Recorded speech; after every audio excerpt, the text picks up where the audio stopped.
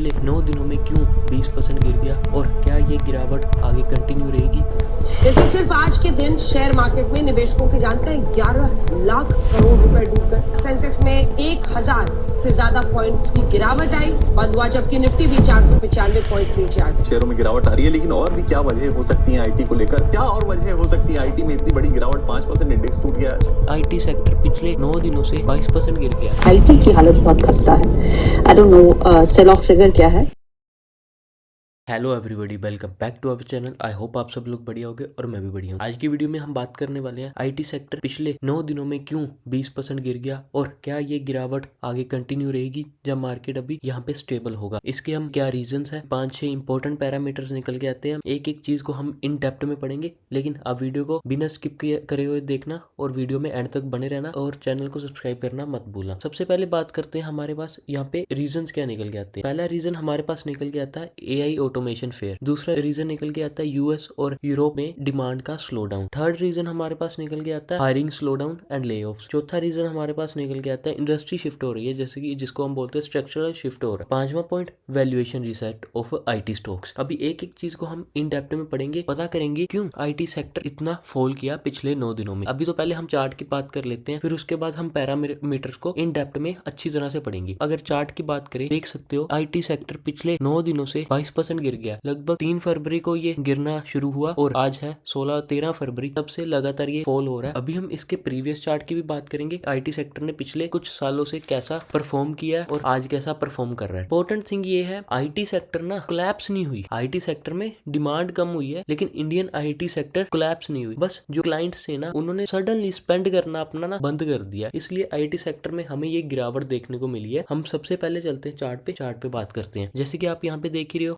Nifty IT ने 22% की गिरावट काफी कम दिनों में देखने को मिली है और अभी भी मार्केट काफी तेजी से गिर रहा है निफ्टी आईटी का। अभी हम बात करते हैं मंथली टाइम फ्रेम के ऊपर। आईटी ने जो 4 मंथ में जितना गेन किया था, ऑलमोस्ट डबल आईटी ने हमें 1 महीने से भी कम के टाइम में गिरते हुए हमें देखने को मिल गया है। पहले की हम अगर बात करें, मार्केट ने काफी बढ़िया हाई लगाया, टीआईटी ने काफी बढ़िया हाई लगाया, काफी बढ़िया रिटर्न दे रहा था। कभी तो ये इन्वेस्टर्स का ऑल टाइम फेवरेट स्टॉक्स रहा करते थे, लेकिन उसके बाद as per the conditions situations investors को अपने हिसाब से थोड़ा थोड़ा देखना पड़ता है। निफ्टी आईटी ने, इसलिए अगर हम बात करें कुछ सालों की, निफ्टी आईटी में हमें एक 2020 से लेके 2021 के अक्टूबर तक हमें काफी बढ़िया बुल रन देखने को मिला, जिसमें हमें रिटर्न देखने को मिलता है 250% का, लगभग 2.5 गुना का रिटर्न देखने को मिलता है। उसके बाद निफ्टी आईटी ने फिर से अपना बेस बना के फिर से रैली करना शुरू किया और 75% का रिटर्न दे दिया। अभी भी क्या हो रहा है, वही सिंपल पैटर्न ही फॉलो हो रहा है। मार्केट ऊपर की गई, नीचे आई, फिर मार्केट ऊपर गई, फिर नीचे आई, फिर मार्केट ऊपर गई, फिर नीचे आई। लेकिन इस बार इस चीज का दिक्कत है, पिछली बार बस स्ट्रक्चरल शिफ्ट नहीं था। स्ट्रक्चरल शिफ्ट की बात करें,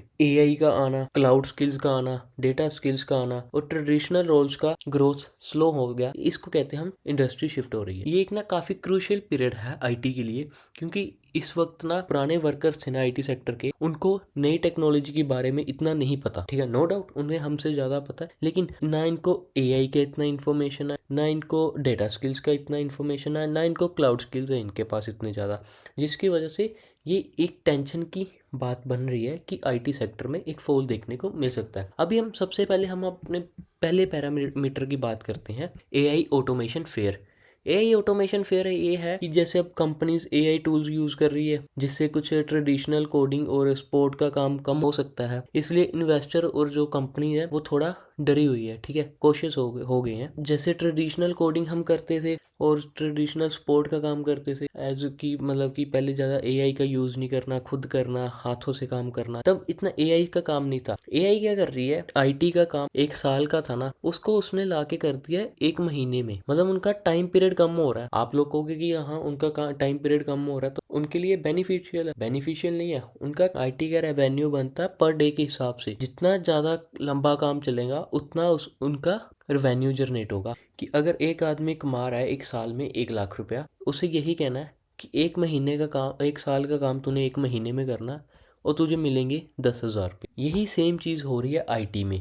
अभी दूसरा फैक्टर हमारे पास निकल के आता है यूएस और यूरोप में स्लो डाउन डिमांड का। इंडिया की जो आईटी कंपनीज का बिजनेस था ना, वो फॉरेन क्लाइंट से बहुत ज्यादा था, मतलब वहां से ज्यादा इनका बिजनेस मेन बिजनेस था। जब वहां आईटी कंपनी ने स्पेंडिंग करना कम करती तो इंडिया के आईटी प्रोजेक्ट भी स्लो हो जाते हैं। अगर फॉर एग्जांपल मेरा बिजनेस है, मेरा सारा काम आता है, मेरे को बाहर से प्रोजेक्ट मिलते हैं, फॉर एग्जांपल यूएस से प्रोजेक्ट मिलते हैं। अभी यूएस वाले स्पेंडिंग ही नहीं कर रहे, मेरे पास आ ही नहीं रहे, तो मेरा तो काम का ठप हो गया ना। वही चीज आईटी में भी हुई है, जो कि मेन पैरामीटर है। ये जो भी मैं आपको बता रहा हूँ ये सभी मेन पैरामीटर है, मैं कोई फालतू की बात नहीं कर रहा, आपका टाइम वेस्ट नहीं कर रहा यहाँ पे। तीसरा पॉइंट हमारे पास निकल के आता है हायरिंग और lay off. Hiring slow down का मतलब कि आईटी कंपनीज अपना न्यू हायरिंग नहीं कर रही, मतलब नए एम्प्लॉयज को रख नहीं रही, और कॉस्ट कंट्रोल पर फोकस कर रही है। ले ऑफ्स का मतलब जो पुराने एम्प्लॉयज थे उनको भी निकाल रही है कॉस्ट कंट्रोल करने के चक्कर में। इंडिया का टेक हायरिंग फॉल हो गया 24% 2026 के स्टार्टिंग में ही, जो कि इंडिया की टॉप आईटी फर्म्स भी थी ऑलमोस्ट ना के बराबर ही नए एम्प्लॉय ऐड की है फाइनेंशियल ईयर 2025 और 26 में। चौथे पॉइंट की इंडस्ट्री शिफ्ट हो रही है, अब डिमांड ज्यादा है AI, cloud skills, data skills की। ट्रेडिशनल रोल्स का ना ग्रोथ थोड़ा स्लो हो गया, पुराने तरीके से काम नहीं किया जाएगा, अभी नए तरीके से काम किया जाएगा with help of AI, cloud, data skill. हर एक चीज चेंज हो रही है, काम करने का तरीका चेंज हो रहा है, काम का टाइम चेंज हो रहा है, हर एक चीज चेंज हो रही है धीरे धीरे, ठीक है। ऊपर से वैल्यूएशन रीसेट, पांचवा पॉइंट। वैल्यूएशन रीसेट क्या होता है? काफी सालों से ना, जैसे मैंने आपको अभी प्रीवियस चार्ट में दिखाया, काफी सालों से आईटी ने एक बढ़िया ग्रोथ दी है, आईटी सेक्टर के स्टॉक्स ने भी काफी बढ़िया ग्रोथ दिखाई है, और ये स्टेडी ग्रोथ, धीरे धीरे ग्रोथ, कंटिन्यूस ग्रोथ थी। अभी इन्वेस्टर क्या कर रहे हैं, अपना रीवैल्यूएट कर रहे हैं फ्यूचर ग्रोथ को, स्टॉक के प्राइस उसकी वजह से भी एडजस्ट हो रहे हैं धीरे धीरे। अभी आप बोलोगे रीवैल्यूएशन का मतलब क्या हुआ, इन्वेस्टर क्यों पैसा निकाल रहे हैं? अगर आपने कोई चीज खरीदी 100 रुपए की, आपने कोई चीज खरीदी 100 रुपए की, आपको उसके ऊपर प्रॉफिट दिख रहा है 300 रुपए का, आपकी टोटल वैल्यू होगी 400 रुपए, और आपको लग रहा है कि ये स्टॉक ना अगर मैं अभी नहीं बेचूंगा तो ये आने वाले टाइम में फिर से 200 के आसपास आ जाएगा। तो उसके चक्कर में क्या कर रहे हैं इन्वेस्टर, अपने हाई पे स्टॉक्स बेच रहे हैं, जिसको हम कहते हैं प्रॉफिट बुकिंग। जिन्होंने 100 का खरीदा वो 400 पे बेच रहे हैं, क्योंकि उन्हें ये लग रहा है कि आने वाले टाइम में ये 200 आ जाएगा। फिर जैसे वो 200 आएगा वहां पे वो फिर से खरीद लेंगे, वहां से फिर से आईटी का बुल रन शुरू हो जाएगा। ये थे हमारे 5-6 इंपॉर्टेंट पैरामीटर। अगर आपको मैं सिंपल लाइन में कहूँ, एक आईटी सेक्टर डाउन नहीं हो रहा, इंडस्ट्री चेंज हो रही है और कंपनीज एडजस्ट कर रही है अपने आप को टेक्नोलॉजी के हिसाब से, ठीक है। अभी हम बात करते हैं निफ्टी आईटी का, हम आने वाले 5-6 सालों में कैसा व्यू देखते हैं। 2030 तक की बात कर लेते हैं, 29-30 के तक की बात कर लेते हैं। मेरे हिसाब से निफ्टी आईटी थोड़ा अंडर परफॉर्म करेगा, इतना बढ़िया परफॉर्म नहीं करेगा। 2029-30 के आसपास जब हर एक चीज, हर एक कंपनी एआई को अडॉप्ट कर लेगी, क्लाउड स्किल्स को अडॉप्ट कर लेगी, नए तरीके को अडॉप्ट कर लेगी, आईटी सेक्टर फिर से बुल रन की ओर जाने के लिए तैयार हो जाएगा। तब तक के लिए हमें आईटी सेक्टर से थोड़ा दूर रहना चाहिए मेरे हिसाब से। तो हमें और कोई अच्छी जगह पे पैसा फंसाना चाहिए, जहाँ पे हमें थोड़ी होप हो पैसा आने की। अभी मुझे बिल्कुल होप नहीं लग रही है आईटी सेक्टर में पैसा आने की। जब तक ट्रम्प अमेरिका का प्रेसिडेंट है, बिल्कुल होप नहीं है कि आईटी सेक्टर परफॉर्म करेगा। ये थी आज की वीडियो। आई होप आप सब लोगों को मज़ा आया होगा वीडियो देखने में, और आप सब लोगों को चीज़ें क्लियर भी होगी कि हाँ क्यों आईटी सेक्टर क्रैश कर रहा है।